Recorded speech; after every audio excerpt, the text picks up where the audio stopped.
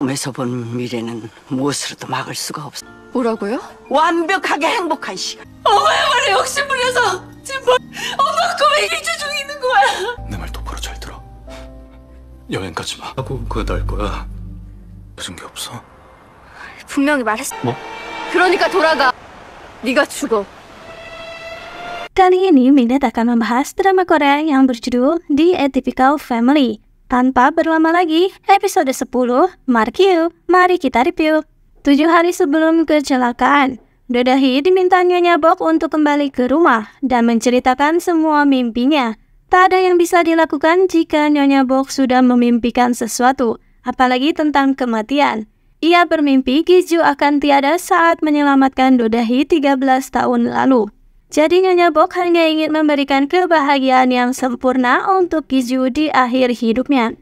Tentu Do Dae-hee menolak, tapi Nyonya Bok begitu sangat memohon. Dan 5 hari sebelum kecelakaan, Do Dae-hee pun pindah ke rumah keluarga Bok. Di sekolah, si Hyerim Moka 2 akhirnya mendapatkan karma. Semua orang kini tahu jika dirinya lah yang sudah mengurung Bok Ina. Jadilah gantian ia yang dijauhi teman-temannya. Dan Ina pun sudah bisa bersikap tegas pada mantan temannya itu. Gi-ju mengajak keluarga untuk pindah ke rumah yang lebih sederhana. Kini ia ingin bertanggung jawab secara dewasa terhadap keluarganya. Nyonya Bok pun bersedia untuk pindah. Bok Dong-hee marah besar pada ibu karena ia diberitahu tentang yang akan terjadi pada Gi-ju. Ini semua adalah karma bagi ibunya yang sudah mencuri masa depan. Mimpi ibulah yang sudah membuat Gi-ju tiada. Bok Ina benar-benar merasakan kebahagiaan. Ia bermain bersama dengan ayah dan calon ibu tirinya itu.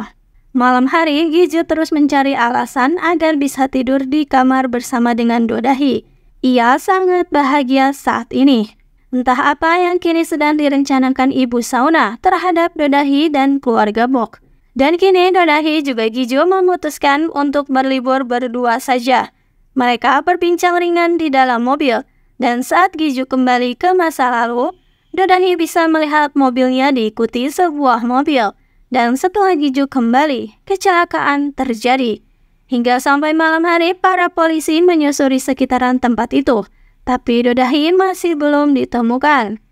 Gi-ju menangis pedih ketika yang ditemukan hanya jaket Do Dae-hee saja. Gi-ju lalu mendatangi Sauna dan marah-marah di sana, menuduh ibu Sauna yang telah melakukan hal itu pada Do Dae-hee. Tapi seolah ditampar kenyataan, ibu Sauna membalikan perkataan-perkataan yang memang adalah sebuah fakta, membuat Gi-ju terdiam. Gi-ju kembali frustasi dan memilih kembali untuk minum-minum. Hingga akhirnya ia pun kehilangan kekuatannya lagi. Seluruh keluarga menyaksikan ia terpuruk lagi. Tapi sebenarnya Bok Dong-hee sedikit lega. Itu artinya Gi-ju tak akan tiada, meskipun ia sedikit sedih yang sudah terjadi pada Do Dae-hee. Waktunya pernikahan Bok Dong-hee. Ia sudah kembali ke dirinya yang dulu, sudah langsing lagi. Tapi karena khawatir pada Gi-ju, Dong-hee meminta untuk menunda dulu pernikahannya. Tapi si pria itu tetap memaksa untuk melakukan pernikahan. Gi-ju terus mendatangi tempat rongsokan untuk mencari mobil kecelakaannya. Dan ketika semua keluarga meminta Gi-ju untuk menyerah, tapi Bok Ina memberikan kekuatan agar ayahnya itu bisa kembali ke masa lalu. Dan benar saja, setelah dicoba, kekuatan Gi-ju pun kembali.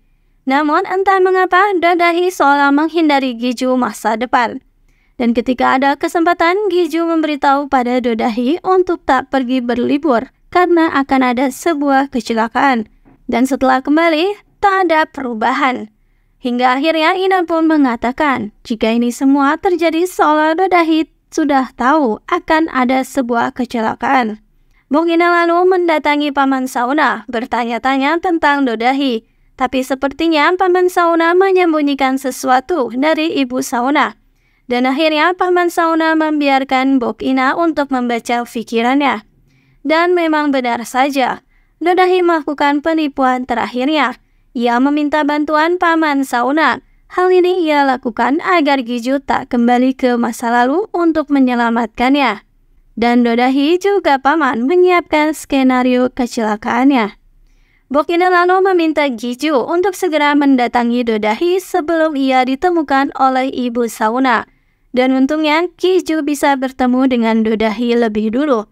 Tapi Dodahi berlari menjauh darinya dan meminta Gi-ju untuk pergi. Akhirnya memberitahukan jika Gi-ju akan tiada karena dirinya. Tapi tentu Ki-ju tak peduli. Sedangkan di rumah, Bok Ina memberitahukan keluarga jika ayahnya sedang mengejar Dodahi. Mendengar hal itu, Nyonya Bok kembali histeris. Dan Bok Ina pun membaca pikiran neneknya. Ia baru mengetahui sebuah fakta mengejutkan. Jika ayahnya akan tiada karena menolong Dodahi. Dan episode 10 pun berakhir di situ.